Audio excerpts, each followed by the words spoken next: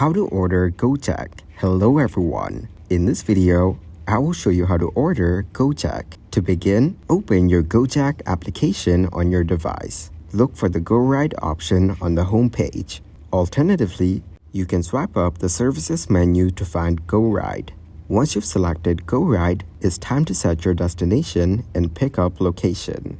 You can also include any special instructions for the driver, such as, please pick me up at Tanah Abang Station. I am in front of a certain shop. If you frequently visit a particular place, you can save it as your favorite destination for quicker access in the future. For those interested in reducing their carbon footprint, you can participate in the Go Greener program.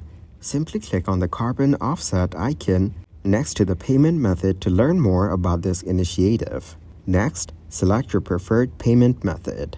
Whether it's cash, credit card, or digital wallet, Gojek offers various options to suit your needs. Once everything is set, tap on Order Go Ride to confirm your request. The app will match you with a nearby driver who will promptly head to your pickup location. It's important to be ready and waiting at the pickup location, as the driver will arrive shortly after receiving your order.